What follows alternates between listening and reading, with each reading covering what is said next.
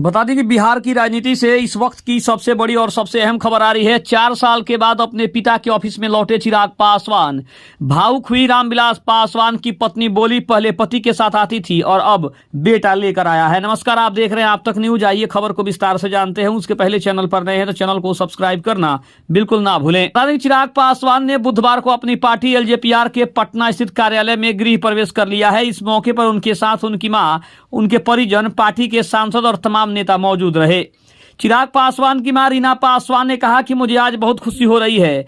मैं यहां पहले अपने पति रामविलास पासवान के साथ आया करती थी और आज मेरा बेटा मुझे लेकर यहां आया है। अंदर मेरे पति का फोटो लगा है, जिसे देखकर मुझे यह लगा कि आज उन्हें कितनी खुशी हो रही होगी।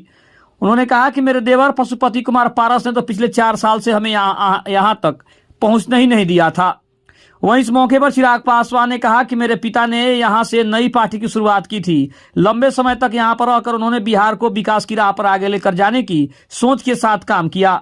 उनके जाने के बाद इस कार्यालय को हम लोगों से छीन लिया गया। यह सरकारी व्यवस्था है, यहाँ किसी का अधिकार नहीं है। मुझे खुशी इस बात की है कि जहां मेरे पिता बैठकर काम करते थे, पुनः उनके विचारों को आगे लेकर जाने का काम मुझे और मेरे पार्टी के नेताओं को मिला है।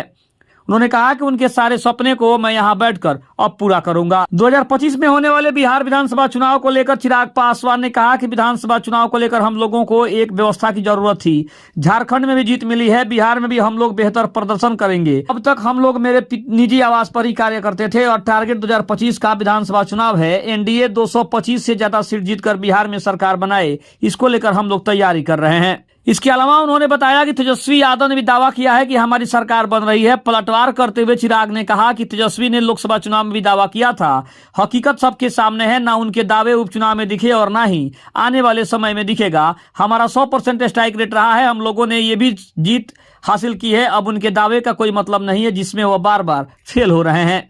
यानी चिराग पासवान ने एक तीर से कई निशाने किए साधे हैं और इसके अलावा उन्होंने अपने चाचा पशुपति पारस के ऊपर भी बड़े बड़े निशाने लगाए हैं। खबर आपको अच्छी लगे तो चैनल को जरूर सब्सक्राइब कीजिएगा। तब तक के लिए धन्यवाद। जय हिंद, जय भारत।